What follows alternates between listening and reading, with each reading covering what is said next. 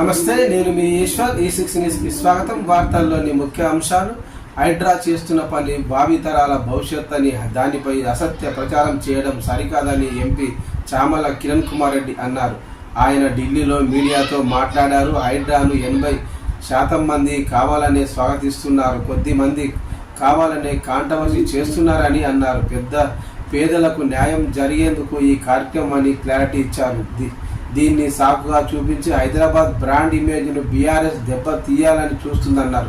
గతంలో కేసీఆర్ చెప్పి చేయలేనిది సీఎం రేవంత్ రెడ్డి చెప్పి చేస్తున్నారు అన్నారు. కానీ హరీష్ రావు, కేటీఆర్లు పచ్చి మోసము, అబద్ధాలు ఆడుతూ జనాలను డైవర్ట్ చేస్తున్నారు అన్నారు.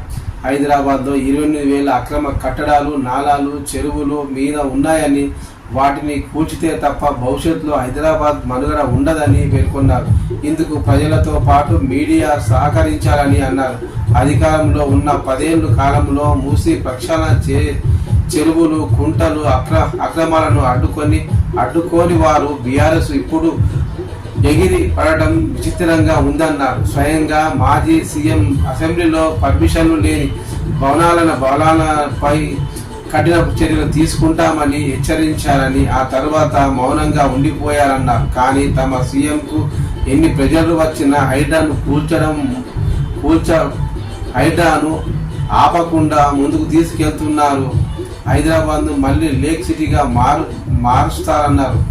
మూసి ప్రక్షాళన చేసి పరివాహక ప్రాంతాలను టూరిస్ట్ ప్లేస్గా మారుస్తామన్నారు. అక్కడి పేదలకు అన్ని విధంగా ప్రభుత్వం అండగా ఉంటుందని పేర్కొన్నారు.